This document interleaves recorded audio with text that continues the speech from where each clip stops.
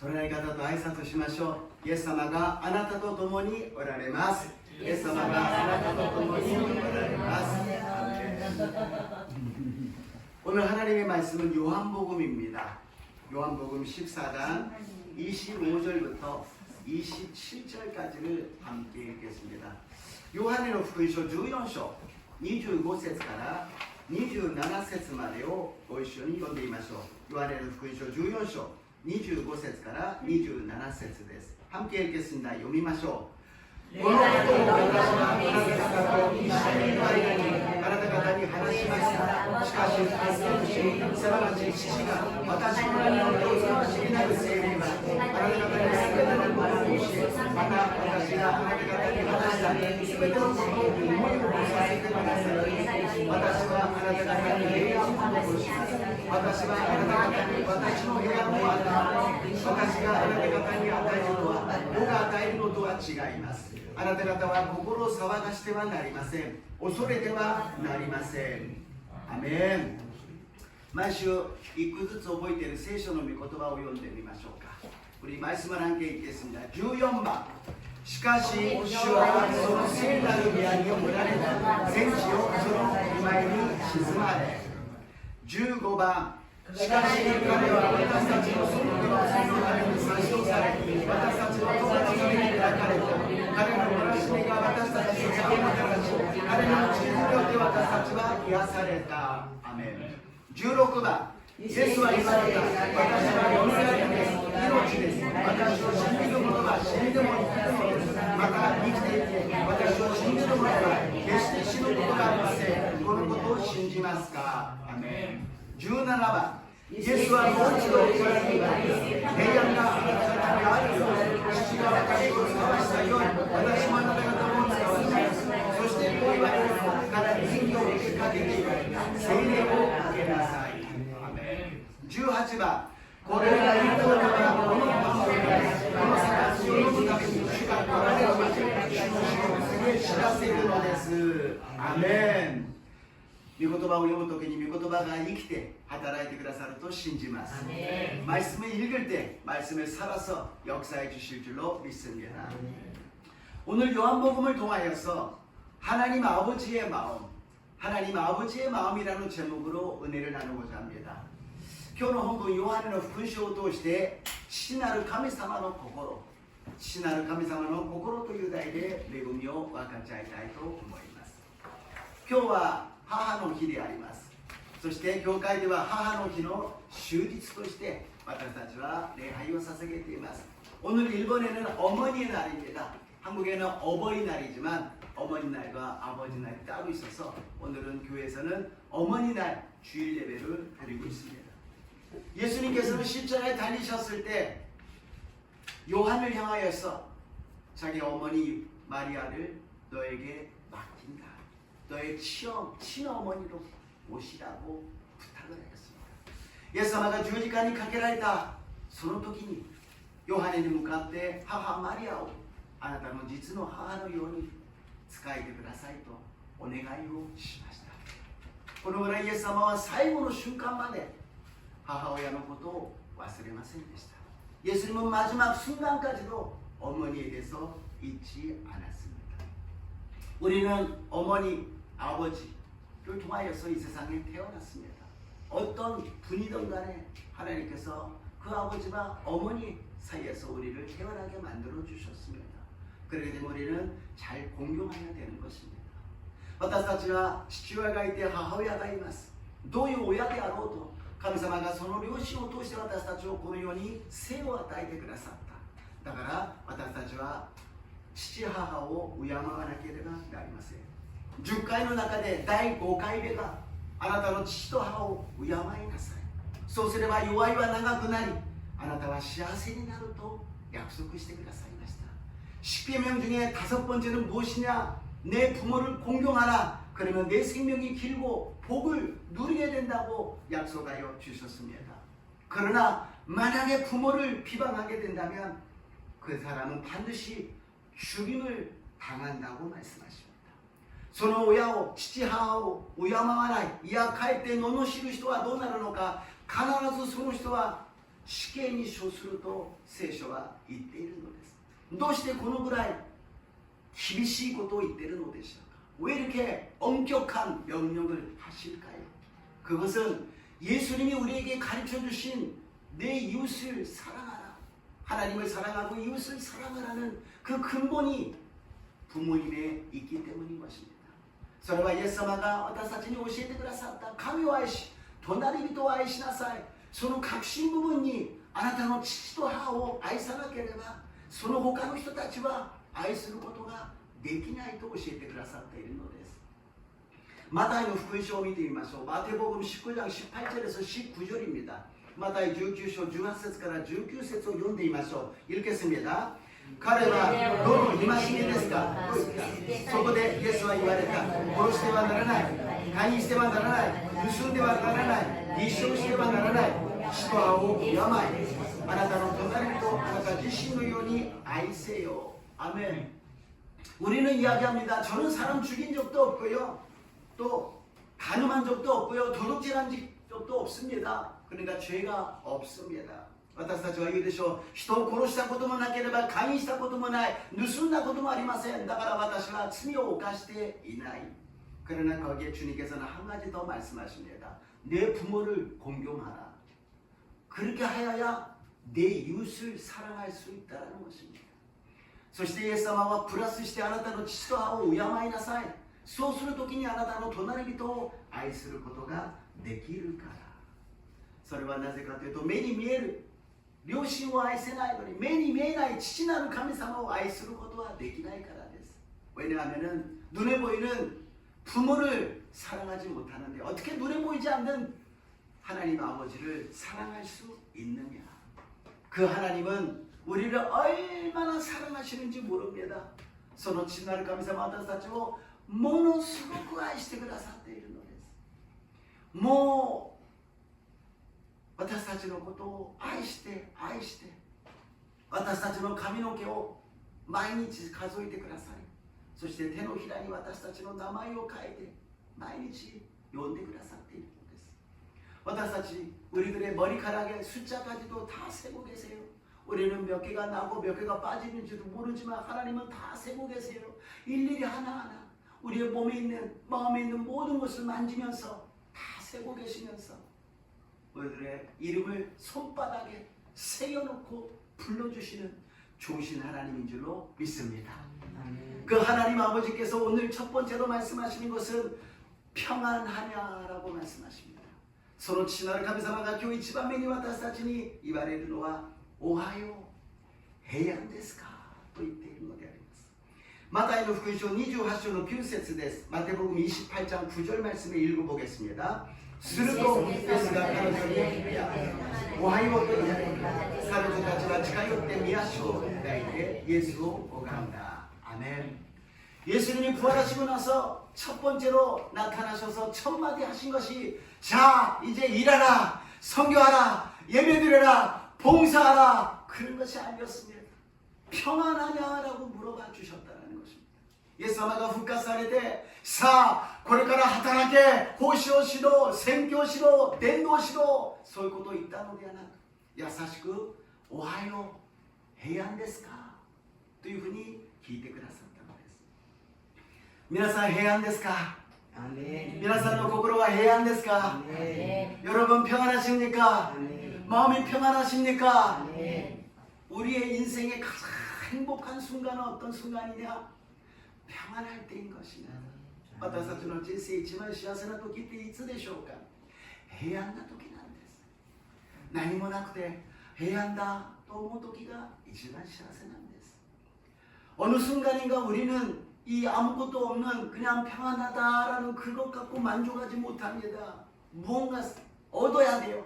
무언가 달성해야 돼요. 무언가 나를 기뻐해 주게는 뭔가 만족함이 없으면 나는 행복하지 않다고 착각하기 시작합니다.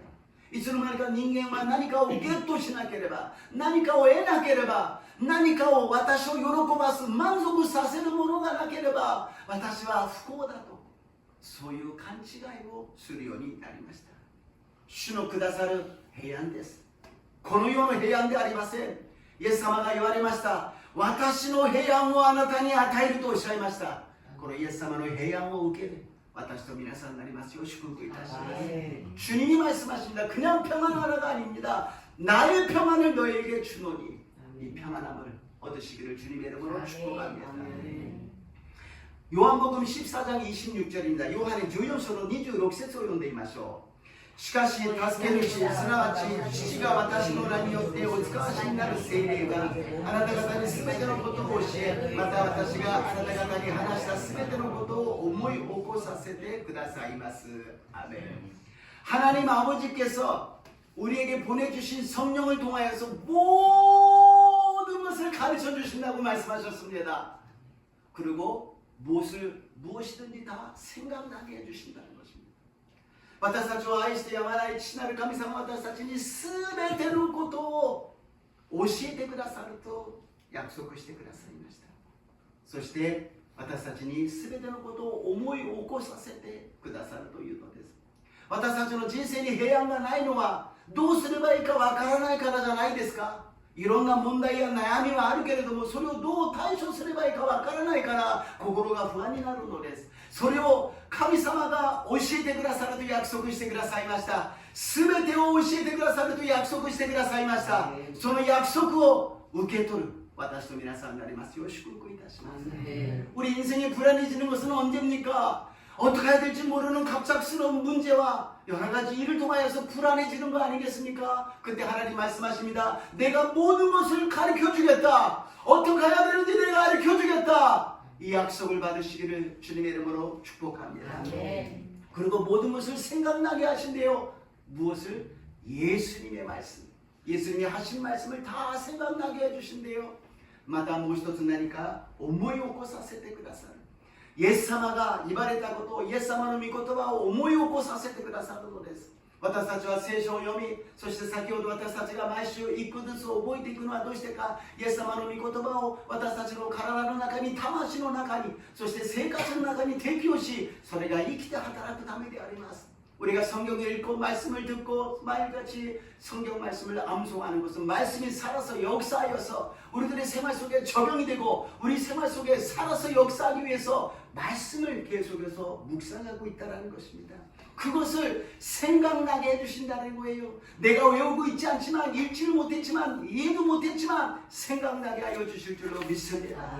私が読んでも理解できない覚えられなかったことを読んでも全く覚えていないことまでも思い起こさせてくださる主の優しいこの恵みを受けますように祝福いたします。次にヨハネの福音書14章31節です。다음으로 요한복음 14장 31절입니다. 読みましょう。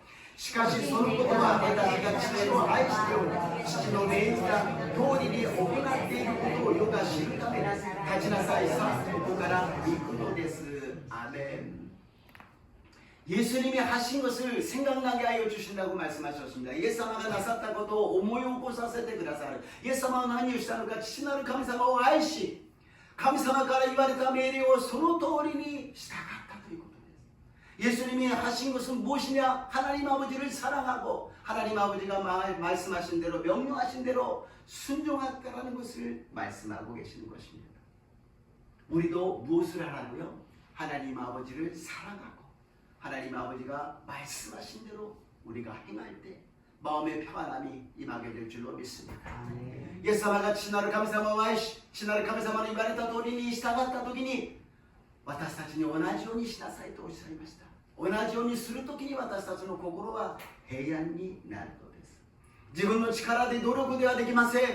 イエス様が何とおっしゃっているのか、助け主聖霊様によって聖霊様の導きを受けるときに私たちはイエス様の御言葉を通して父なる神様を愛し、父なる神様の言われた通りに従うことができ、平安を得ることができると信じます。 예수님은 그냥 너희들이 노력하고 애쓰라고 말씀하시지 않습니다. 성령님을 통하여서 내 말씀을 예수님이 하신 하나님을 사랑하고 하나님 말씀대로 행할 수 있는 능력을 받고 은혜를 받고 평안을 받으라고 말씀하십니다. 그래서 우리는 이 세상에 걱정거리가 없으면 평안할 것이다. 좀 문제 좀 없으면 내가 평안을 살 수 있을 텐데 그렇게 생각합니다. 그러나 그것은 있을 수가 없어요. 한 가지 염려, 걱정거리가 없어진다 그래도 또 다른 것이 생겨나는 것입니다. 私たちは心配事がなくなれば、問題がなくなれば平安に生きていくことができるのに、そうではありません。一つの悩みや一つの問題が解決したら、また新たなものが次から次へとこの世にいる間は生まれてくるのです。起きてしまうのです。そういうものがないから平安ではなく、主がくださる平安によって私たちは平安になることができるのです。 우리의 노력이 아니라, 염려가 없어져가 아니라 주님이 주시는 평안함으로 평안하게 되시기를 주님의 이름으로 축복합니다. 주님이 평안하라고 말씀하셨기 때문에 아멘하고 받아들이시기를 주님의 이름으로 축복합니다. 주가 해안대 아리나 사이토 오시다가라 아멘として受け入れるときに私たちは平安になることができるのであります。継続して今平安の話をしています。どうしてかというと平安が必要なんです。人が一番願っていることは平安なんです。 지금 계속해서 평안에 대해서 말씀을 드리고 있는데요, 평안이 필요해요. 평안이 없어지면 하나님을 제대로 인식하지 못하고 하나님 말씀에 순종하지 못합니다. 믿음이라는 것은 평안함이 있기 때문에 자유스럽게 하나님의 말씀을 행하게 될 줄로 믿습니다.平安がないと神様の御言葉に従いません。心がイライラしているのに、不安なのに、恐れているのに、神様の言われたことを従うことはできません。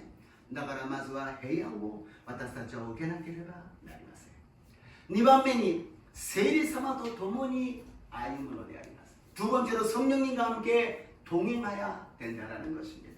고린도전서 12장 3절입니다. 第一コリント12章3節を読んでみましょう。ちょっと日本語間違えてます。第一コリントですね。第一コリント12章の3節です。 ですから私はあなた方に次のことを教えていく。神の御霊によって語るものは誰もイエスは呪われよと言わず、また聖霊によるのでなければ誰もイエスは主ですということはできません。アメン。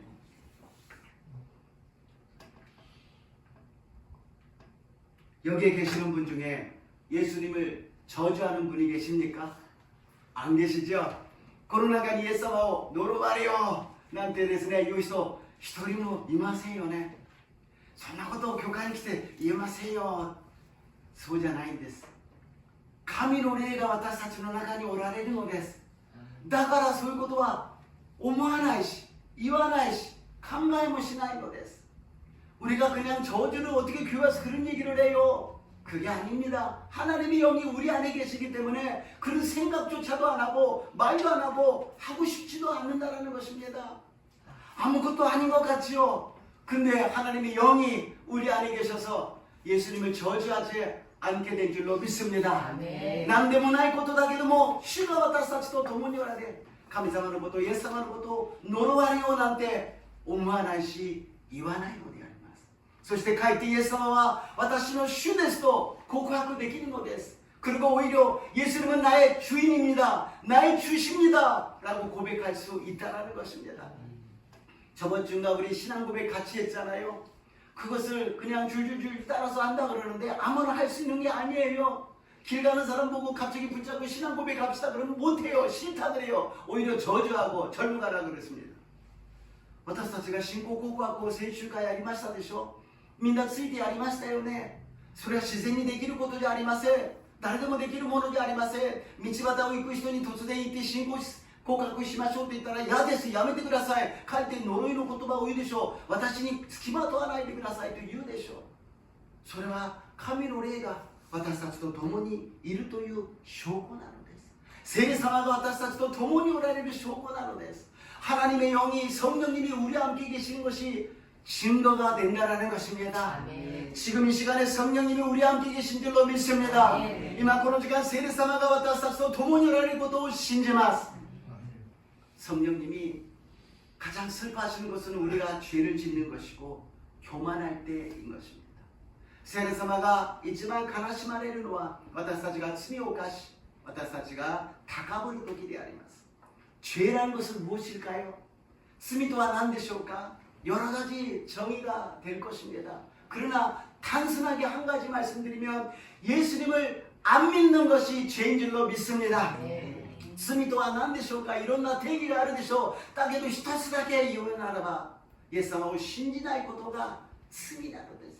イエス様を信じないと聖霊様は悲しむのです。どんなことがあったとしてもイエス様を信じる者に聖霊様が働いてくださると信じます。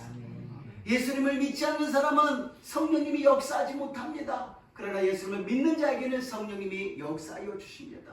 교만한 자는 어떤 사람입니까? 예수님 필요 없다 그러는 사람, 내가 할 수 있다 그러는 사람이에요. 내가 한다라는 사람이에요. 그런 교만한 사람은 성령님이 같이 할 수 없습니다. 高ぶるとは何でしょうか。イエス様の助けはいらない。私ができる。私がやる。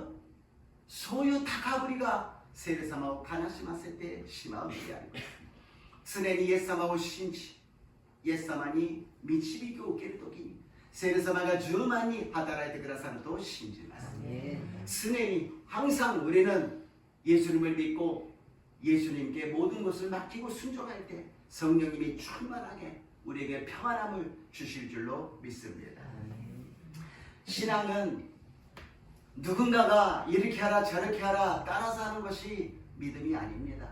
목사가 이러라 저러라 그래서 따라가는 것이 믿음이 아닙니다. 信仰とは誰かがこうしなさいああしなさいと言ってその通りにすることが信仰ではありません。牧師がこうしなさいああしなさいと言ってするのも信仰ではありません。聖霊様に従うことが信仰であります。 성령님께 인도함을 받고 성령님께 따라가는 것이 믿음이라는 것입니다. 그래서 설교는 답이 아니에요. 설교는 무엇이냐? 길을 안내해 주는 거예요. 이 길이 믿음의 길입니다. 이 길이 성령님의 길입니다. 이 길이 예수님의 길입니다. 이쪽으로 갑시다 하는 것이에요. だから説教は何か答えではありません。皆さんの問題、人生の答えではありません。説教は何か道を案内しているんです。こっちですよ。イエス様の道はこっちですよ。聖霊様の道はこっちですよ。こっちに行きましょう。私は偉そうに説教しているんではありません。私の信仰告白です。私はこういうふうに信じたい。私はこのように生きていきたい。そして私はみんなと一緒に天国にこのような信仰を持って生きていきたい。 서로 고고하구나 그랬어. 저도 천국 가는 길을 가는 사람이에요. 다 통달한 사람이 아닙니다. 저의 신앙 고백이에요. 이 설교처럼 살고 싶다. 이 설교처럼 믿고 싶다. 이 설교처럼 여러분과 함께 천국에 가고 싶다라는 소망을 갖고 하나님의 말씀을 전하고 있습니다. 우리 모두 다 천국 가는 것이 목적이 아닙니까? 예수님 믿고 성령님의 도우심을 받고 함께 천국 가는 저와 여러분 되시기를 주님의 이름으로 축복합니다. 私たちの最後の目的は天の御国に行くことではありませんか。イエス様と共に聖霊充満で天国の道をイエス様の道を歩いていく私と皆さんになりますように祝福いたします。それが聖霊様と共に歩む道なのです。3番目に御言葉と共にであります。세 번째로 말씀과 함께 말씀 없이 우리는 믿음 생활할 수 없다는 것입니다. 미고토바 나시니 와타시타치와 신고 생활はできません. 요한복음 14장 15절에서 16절입니다. 요한의これひらがなになってますね. 14章15節16節を読んでみましょう. もしあなた方が私を愛するならあなた方は私の戒めを守るはずです。私は父にお願いします。そうすれば父ももう一人の助け主をあなた方にお与えになります。その助け主がいつまでもあなた方と共におられるためです。アメン。 너희가 나를 사랑하면 나의 계명을 지키리라. あなた方が私を愛するなら私の戒めを守るはずですということですね。まずイエス様は父を愛し、そして言われた通りに従ったことを私たちに教えてくださいました。 예수님은 먼저 하나님 아버지를 사랑하시고 하나님 아버지께서 말씀하신 대로 순종한 것을 우리에게 보여주셨습니다. 그리고 우리에게도 나를 사랑하면 계명, 말씀을 지킨다고 말씀하십니다. そして私たちにもイエス様を愛するならば私の戒め、御言葉を守るはずですというふうに教えてくださっているのです。だから父なる神様に助け主、もう一人の助け主、イエス様と同じ助け主、聖霊様を私たちに使わせてくださった。そしてその聖霊様はいつまでも私たちと共におられるのです。 그래서 예수님께서는 성령님을 또 다른 보혜사 성령님을 예수님과 똑같은 보혜사 성령님을 우리에게 보내주셔서 우리에게 영원토록 함께 계십니다. 아멘. 성령님이 우리 함께 계십니다. 아멘. 말씀이 우리 함께 계십니다. 아멘. 우리는 더 이상 걱정할 필요도 없고 염려할 필요도 없어요. 말씀을 믿고 성령님을 의지해서 항상 주 안에서 주님의 영광이 나타나시기를 주님의 이름으로 축복합니다. 아멘. 私たちはもう心配する必要がありません。悩む必要はありません。聖霊様が共におられ、御言葉が私たちと共にあるのです。その御言葉によって生きていくときに、私たちは毎日主の助けを受け、主の勝利を、主の栄光を受けることができるのです。御言葉を読むときに喜びがありますか？御言葉を覚えるときに喜びがありますか？御言葉を聞くときに喜びがありますか？ 말씀을 읽을 때 기쁨이 있습니까? 말씀을 외울 때 기쁨이 있습니까? 말씀을 들을 때 기쁨이 있습니까? 저는 저번에 열왕기 상하, 역대기 상하 읽으면서 다윗이 언약궤가 왔을 때 기뻐가지고 막 춤췄잖아요. 그것이 하나님, 이 세상에 걱정거리, 염려, 여러 가지 일이 있지만 하나님 말씀이 있을 때 다윗과 같이 다 내려놓고 오직 그 말씀에 하나님께 감사하고 기뻐할 수 있는 그런 교회 되게 하여 주시옵소서. 세상이 힘들고 어렵고 여러 가지 일이 있지만 하나님 앞에 나와서 말씀을 대할 때는 기뻐서 힘차게 찬양하고 영광 돌리는 그런 믿음을 허락하여 주시옵소서. 列王と歴代史を読んでみると、ダビデが契約の箱が戻ってきた時に踊りながら喜びました。神様の臨在を喜びました。どうしてとかなんでとか理由とかないんです。とにかく神様がいらっしゃる。私たちにとって御言葉がある。そういう教会になりたい。そういう私になりたい。そういう皆さんになってほしい。御言葉が世の中に辛いこと嫌なこといろんなことがあるけど、御言葉を接するときにとにかくダビデのように喜び、本当に喜び、本当に感謝し、本当に賛美をする私と皆さんになりますよう祝福いたします。それが信仰なんではありませんか？それがイエス様が平安ですかと聞いた意味なんではないですか？ 그것이 예수님께서 우리에게 마음을 지키라고 말씀하시고 평안하냐라고 물어보신 것이 아니겠습니까? 말씀은 예수님이십니다. 미고토바와 예사마나로데 아리마스. 누가복음 9장 23절입니다. 루카노 9章 9章 23節を読んでいましょう。イエスは皆の者に言われた。誰でも私についてきたいと思うなら自分を捨て、日々自分の十字架を追い、そして私についてきなさい。アメン。 나의 계명을 지킨다라는 것은 자기를 부인하고 자기의 십자가를 지고 오라는 것입니다. イエス様の戒め御言葉を守るということは自分を捨て、自分を無にし、そして自分の十字架を追っていくということであります。すなわち捨てるべきものがあり、そしてやらなければならないことがある。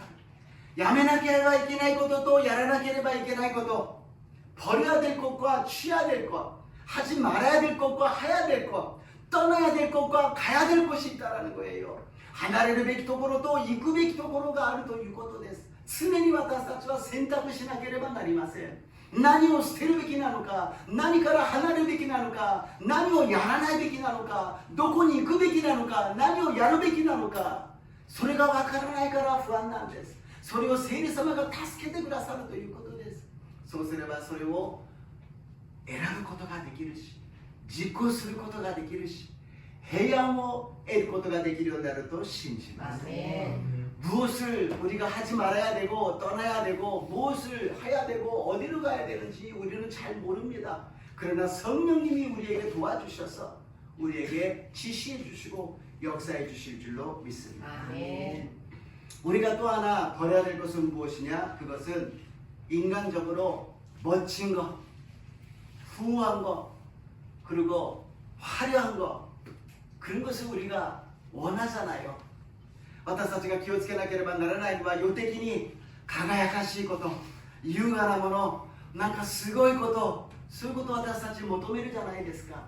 イエス様のところに悪魔が来て誘惑します。お腹が空いているイエス様に、40日も断食したイエス様に、この石をパンに変えなさい。ふっと思ったら、お腹空いた、もうこの石をパンに変えよう、パンに変われ、いくらでも食べることができたでしょう。あなたのお腹を満たしなさい。あなたのやりたいことを満たしなさい。自分の要求を満たしなさい。やりたいことを満たしなさいと悪魔は私たちに言うのです。예수님 보고 돌이 떡이 돼서 먹으라 그래요. 40일간 금시간 예수님 배고프잖아요. 배고파 죽겠는데 그러면 그냥 돌 보고 빵이 되라 떡이 되라 그래서 먹고 싶잖아요. 내 배를 채워라. 하고 싶은 것을 하라. 내 만족을 채워라. 하고 싶은 걸 해. 마귀가 그래요.悪魔がそういうことを言うので、やりたいことやっちゃいなさいよ。やれよ、やれよ、やっていいんだよ。イエス様はやりませんでした。예수님은 안 하셨어요. 왜? 하지 말아야 될 것을 알고 계셨다. なぜやってはいけないことを分かっていたからです。 그리고 예수님 보고 높은 곳에 올라가서 성전 꼭대기에서 떨어지라고 이야기합니다. 그러면 천사가 받쳐준다고 이야기합니다. そして聖殿の頂上にて落ちなさい。そうすれば天使が支えてくれるから。バンジージャンプのように飛んだ時に天使たちが支えたら、うわーすごいな。 그래서 꼭대기에서 떨어졌는데 천사가 받쳐주면 사람들이 뭐라 그럽니까? 우와. 저는 여기에서 하나님 교회 부흥을 원하지만 내 이름이 높임을 받고 내 이름이 많은 사람들에게 알려주고 그런 것을 원하지 않습니다. 教会のリバイバルを今祈っていますけども、決して私の名前が広がることとか私の自慢になることは決してないようにしてください。じゃあどうやってリバイバルするんですか？神様がなさってください。 그러면 어떻게 부흥합니까? 하나님이 하여 주시옵소서. 모든 것이 다 하나님의 은혜로 되게 하여 주시옵소서. 저는 그냥 순종만 하고 믿기만 하고 기대만 하고 가만히 있으면 하나님이 역사해 주실 줄로 믿습니다. 私は何をするのか信じるのです。夢見るのです。祈るのです。待っているのです。そうすれば神様が働いてくださると信じます。 그러고 나서야 부흥했을 때 나는 아무것도 안 했어요. 저는 아무것도 안 했어요. 하나님이 하셨습니다. 하나님이 하셨습니다. そうするときに教会がリバイバルしたとき、私は何もしていません。私は何もできませんでした。主がなさいました。主がなさいました。 마귀는 마지막에 예수님 보고 절하라 그럽니다. 나한테 절하라 그럽니다. 그럼 세상 모든 걸 주겠다라는 거예요. 말도 안 되는 소리 하잖아요. 悪魔はイエス様に言います。私を拝めと。そうすれば世界すべてをあげると。話にならないじゃないですか。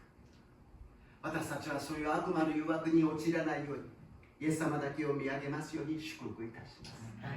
절대로 마귀의 유혹에 빠지지 않도록 예수님만 바라보시기를 주님의 이름으로 축복합니다. 항상 감사하시고 사랑하시고 축복하시기를 주님의 이름으로 축원합니다. いつも感謝し、いつも愛し、すべてを神様の祝福として人々を祝福しますように主の皆によって祝福いたします。 오늘은 한 가지 영상을 보는데요. 今日は映像を一つ見るんですけども、一人の子供が病気になったんです。で、父親がインタビューをするんですね。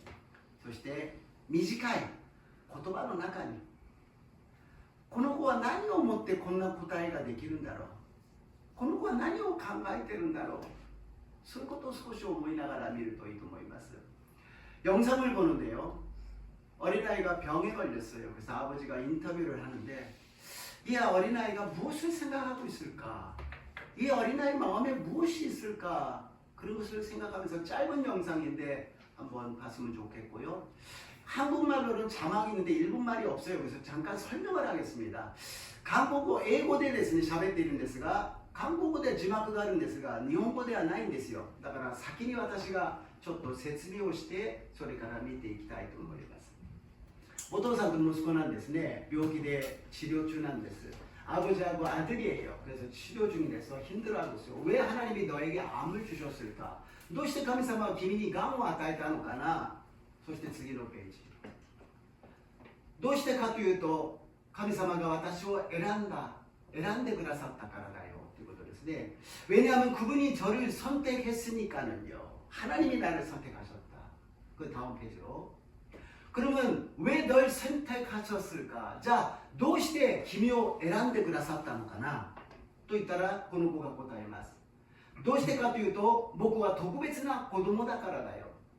그랬더니 왜냐하면 저는 특별한 아이니까요. 그래서 아버지가 좀 웃으면서 이야기합니다.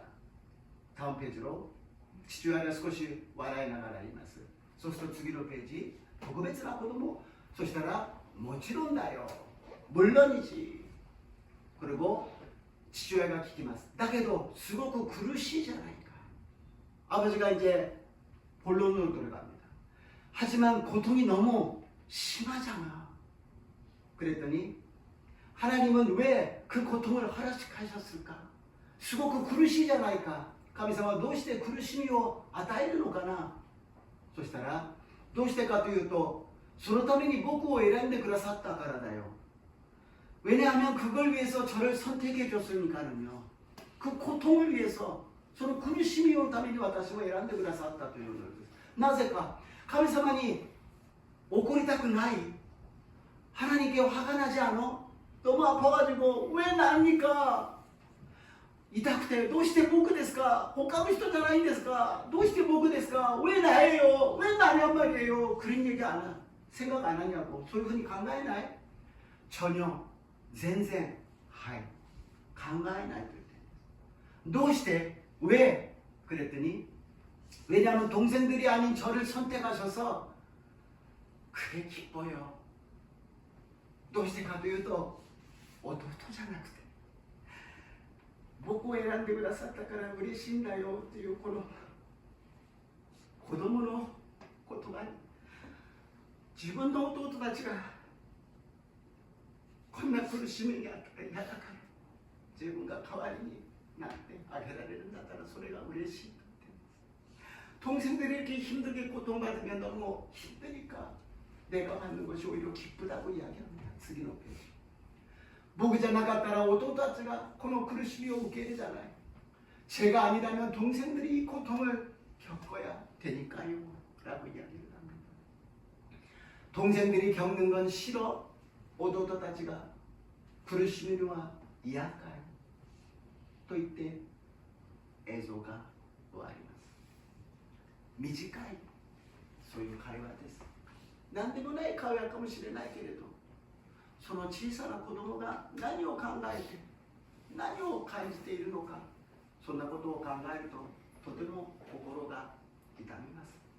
이 어린아이가 별로 아무것도 아닌 회화지만 그 마음속에 무엇이 있을까? 무엇을 생각하고 있을까? 그런 것을 바라봤을 때 마음이 아픕니다. 잠깐 영상을 보겠습니다. 映像2回流れますのでご一緒に見たいと思います。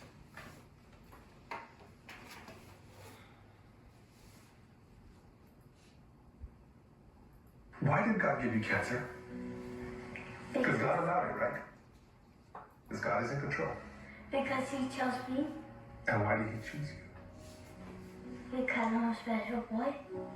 You're a special boy. You are. But you've been through so much pain. Why did God say yes to that? Because he chose me to do it. And are you mad at God? At all? No. Why? Because I'm glad that he chose me and not one of like Maddie or Emma. Why? Because then they're gonna have to go through this. And you don't want them to.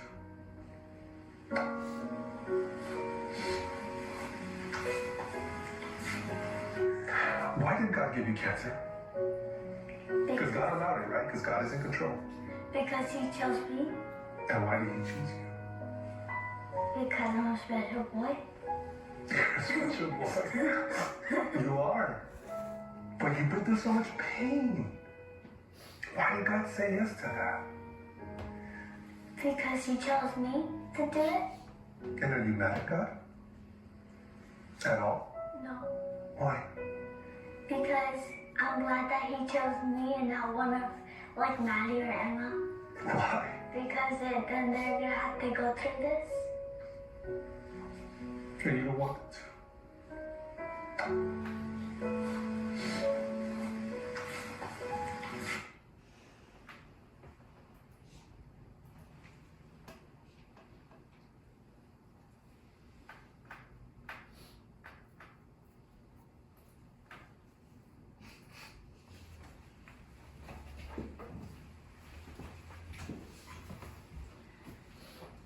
本当にいろいろ考えさせられることでありました。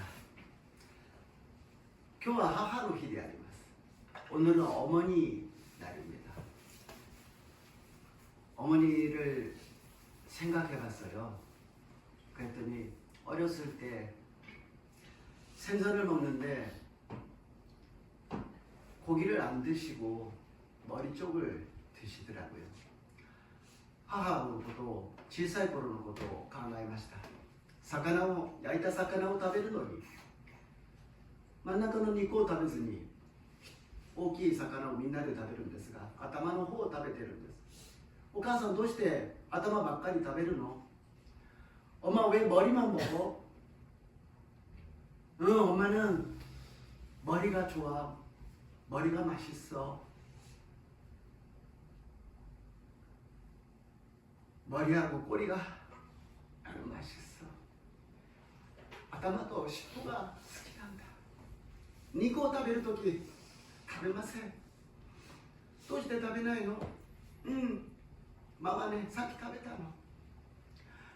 고기 먹을 때 고기 왜 안 드셔요? 나 아까 먹었어. 배불러. 年を取って分かりました。頭が好きなわけでもなければお腹がいっぱいでもなかった。ただ子供に食べさせたかった。 어른이 되니까 알게 됐더라고요. 머리를 좋아하는 것도 아니고 꼬리를 좋아하는 것도 아니고 배가 부른 것도 아니고 먹이려고 하셨던 겁니다. 그 어머니의 마음 우리들에게도 있고 또 하나님이 우리를 사랑하시는 것을 보여주셨습니다. 神様がどれほど私たちを愛してくださるのか母親を通して見せてくださいました。神様は私たちを愛してくださっています。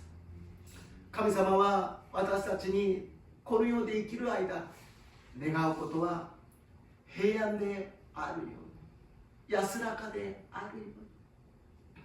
하나님이 우리가 이 세상에서 살아가면서 원하는 것은 단 한 가지 평안하냐 평안하냐 말씀하십니다. 하하가 사이고니 나쿠나루前見舞いに行った時です。母は力尽きたそういう姿でしたが私に向かってご飯食べたか 어머니가 소중하시기 전에 병원에 가는데 마지막에 어머니 말씀하십니다. 밥 먹었냐? 밥 먹었냐? 말씀하십니다. 그 밥 먹었냐? 그 뜻이 하나님께서 우리에게 평안하냐? 평안하냐? 말씀하십니다. 뭐한食べたか? 신하를 감사私たちに同じように平安ですか?平安ですか? と聞いてくださっています。心が平安でありますように祝福いたします。 마음이 평안하시기를 주님 이름으로 축복합니다. 결론입니다. 에레미야 29장 11절에서 13절 결론です. 에레미야 29장 11節から13節読んでみましょう。 읽겠습니다. 私はあなた方のために立てている計画をよく知っているからだ。主の御告げ、それは災いではなくて平安を与える計画であり、あなた方に将来と希望を与えるためのものだ。あなた方が私を呼び求めて歩き、私に祈るなら私はあなた方に聞こう。もしあなた方が心を尽くして私を探し求めるなら私を見つけるだろう。アメン。主がくださるのは災いではありません。平安です。 절대로 주님은 우리에게 재앙을 주시지 않습니다. 평안을 주십니다. 미래를 주십니다. 소망을 주십니다. 将来を与え希望を与えてくださる主であります。その主に私たちがすべきことは何か、切に祈ることです。そして切に探すことです。必ず主は私たちに会ってくださると信じます。 우리가 해야 될 것은 열심히 기도하는 것이요 열심히 하나님을 찾는 것입니다. 그랬을 때 하나님은 반드시 우리를 만나 주실 줄로 믿습니다. 오늘 기도하면서 하나님을 만나시기를 주님의 이름으로 축복합니다. 교회にながら主と出会いますように主の皆によって祝福いたします。賛美を捧げて祈ってまいりましょう。찬양하시고 기도하겠습니다.